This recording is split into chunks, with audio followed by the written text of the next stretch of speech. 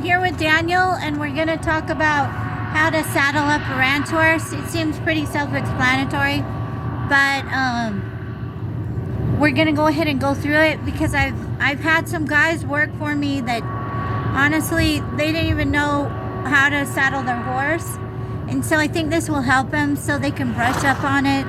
If you're gonna go work for somebody, at least you can brush up on what you need to do.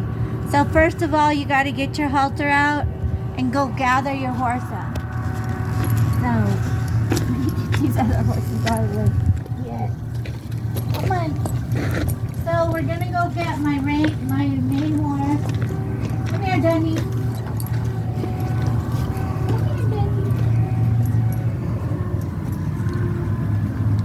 And you got to get the halter on him.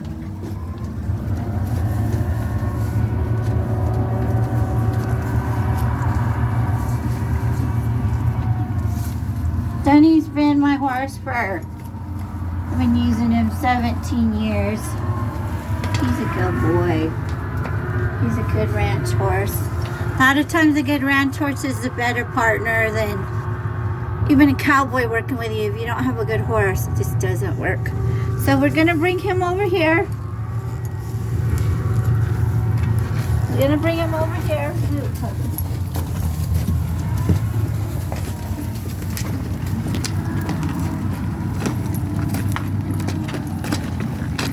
And we're gonna saddle him up over here. First, we're gonna brush him out. Tie him up over here. You want to go ahead and tie him up a little higher than his head if possible.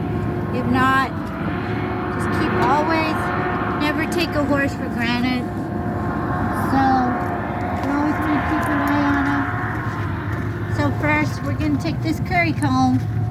We're going to brush him down. And so it's a little bit after winter, so he's got some extra hairs.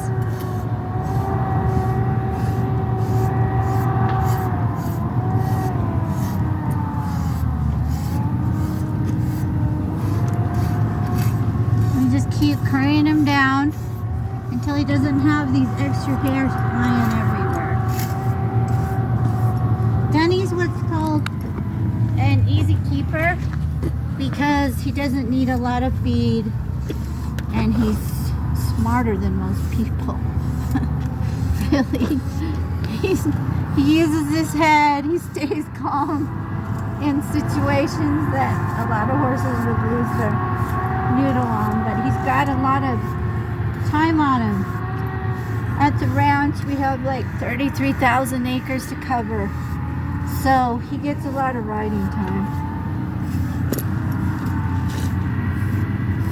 He's a good boy. So on a ranch horse, it doesn't seem like you put in a lot of grooming, as much grooming as you would on a fancy barrel horse or something like that.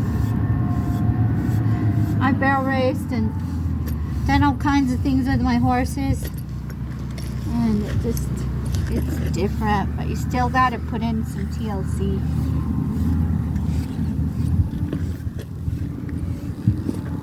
As he's getting older, I give him different feed supplements, and so once you got him curried out and the hair's kind of off of him, then what we'll do is we'll go over the pads that you use. With Dunny, I use this pad. I've had it for years. It's a heavy felt pad, and then just for protection for the felt pad, I put this down first on his back, and then I put this down so it keeps this from wearing out. And then for a ranch saddle, like a ranch saddle, it's a lot different obviously from a barrel saddle or anything. You've got a big horn. For me, I like high right here, and then I like a high back. I like a lot of strings I can tie stuff on if I need to carry stuff. I got my cinch. This is the front cinch and this back cinch, and we'll explain that more later on. For a bridle, all over. For a bridle, I use a half head. This is just goes over his head and goes over one ear. And then these are kind of reins I like skinny and long. And you can tie them. Sometimes I don't have them tied. And then this bit has a high port, which he doesn't really need that much of a high port anymore, but I had it from roping and I just kept it in there, and he's been using it for years, so I just keep it that way. Here's another kind of pad you can use. I use this for my son, and I just use this, and he has a little lightweight Corduro saddle, so we'll show you that in another video of saddling up for kids. And but I'm not going to use this today. I just use those two with Dunny. And so we're going to start out. That's his girlfriend, by the way. That's my son's horse, Paisley. Hi, Paisley. She's been getting a little bit of eye boogers. The wind blows here pretty heavy. So, anyhow, we'll tack her up next time. This time we'll concentrate on Dunny. And we'll get his, this just protects your felt pad. Because you got a felt pad, it's like $250. You just want to protect it. But it's honestly enough of a pad to ride. You don't want too much padding because he's built right. His withers are good and he just built just right.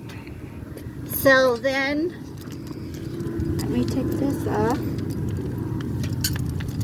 Put the bridle right here for a second.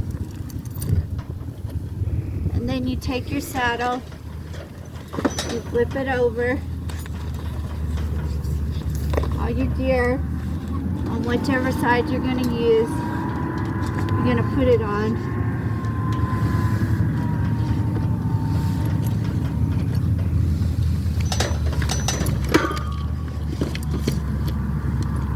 Put it like right over here, the horn.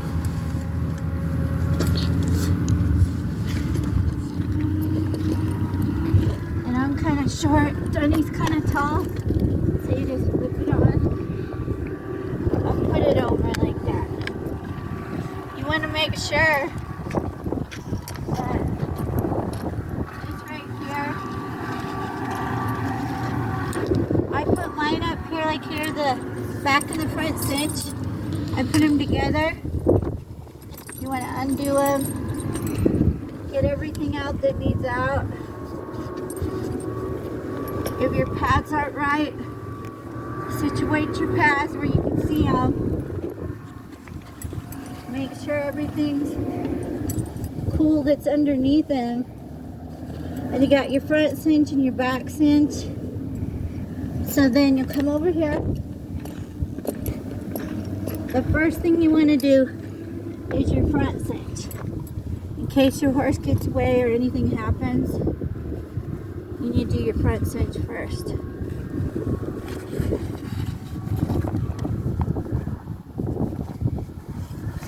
Just bring it around. There's different kinds of cinches, but this is how I do it. I just bring it around a couple. If I need to do it twice, I'll do it twice, but if not, just do it like that. And you bring it this tight, and then you let them blow. It's called letting them blow, which means they just get used to the cinch, and then they blow out, and then you tighten it up. On the back cinch, you want to keep it kind of loose. You can do it either way. We have it loose or tight, but you've got to have some room back here. You can even do it one less. But if Dunny, something scared him, you went to bucking, this would keep you a little bit more in the saddle. You wouldn't have as much flip. So if you want to, you can walk him around right now so that he can blow. What they call blowing. Like I said, he kind of gets used to the cinch and you can tighten it up. If he's still like got his tummy puffed out, then just let him there for a minute, and then we'll just put the bridle on him. With the bridle, chin straps down below, the bit's up here, and you just bring them over here. This thing's kind of loose. I don't know how it got loose, but it did. And then a lot of times, I'll just bring this down here just to make sure. You don't know what kind of horse you got. Like Dunny's not gonna run away, I don't think. He has before when he was younger, but now, and then you just take the chin, you put it over the bit in his mouth, the chin straps down here, you put this like this over the other ear, and then if you want to put that ear thing right there, you can. Undo the halter, and make sure on your halter you tie it up wherever you left it, or I've left so many halters different places that you just want to take care of your tack. That's why I have my tack for so long, is because I take really good care of it. That saddle's old, but it means a lot to me. So make sure your reins are not twisted up. You put them over his head. There you go. So that's how you saddle a ranch horse. There's not a lot of fancy gear, but there's a lot of things people don't know and they want to know. So it seems simple, but anyhow, so what you want to do before you get on though is tighten the cinch. Don't let me forget that. Tighten your cinch up before you get on and put it in a hole so that it doesn't slip to the side, set forward or back. And so that's about it at the Flying Box Ranch.